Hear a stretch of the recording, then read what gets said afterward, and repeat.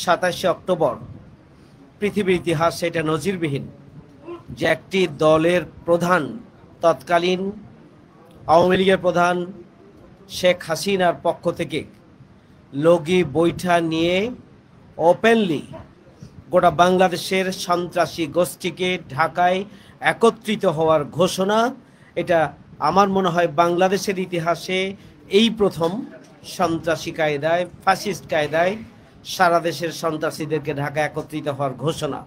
এটা বাংলাদেশের শুধু নয়, আমার মনে হয় পৃথিবীর ইতিহাসে সবচেয়ে প্রথমবারের মতো একটা জঘন্যতম ঘটনা তিনি সংঘটিত করেছেন। 2 নম্বর হচ্ছে 28শে অক্টোবর বাংলাদেশের ইতিহাসে নয়, পৃথিবীর ইতিহাসে একটা জঘন্যতম, বর্বরতম এবং সভ্যতাকে বিলীন করে দিয়ে একটা নির্মম হত্যাকাণ্ড সেদিন সংঘটিত করা হয়েছিল। এটা পৃথিবীর ইতিহাসে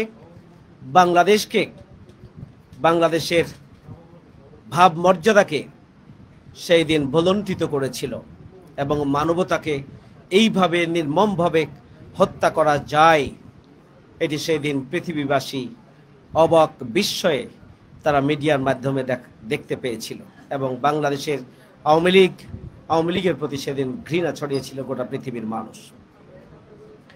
3 নম্বর হচ্ছে আমাদের ওপরে নির্মমভাবে সশস্ত্র কায়দায় সকাল থেকে সন্ধ্যা পর্যন্ত দিনব্যাপী হত্যাকাণ্ড পরিচালনা করা হলো।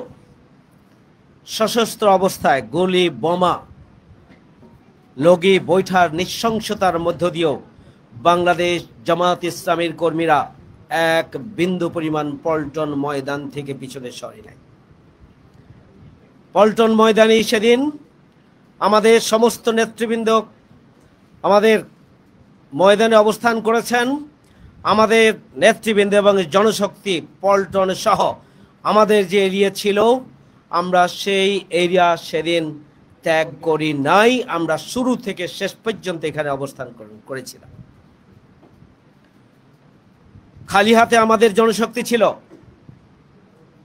একের পর এক আহত হয়েছে, একের পর এক চোখের সামনে শহীদ হয়েছে, কিন্তু মানব প্রাচীর গড়ে তুলে সেই দিন আমাদের জনশক্তি, আমাদের নেতাকর্মীরা সেই দিন এই পল্টন শুধু রক্ষায় করেনি, বাংলাদেশের অস্তিত্ব সুরক্ষার জন্য একটি জানান দিয়েছিল সেই দিন।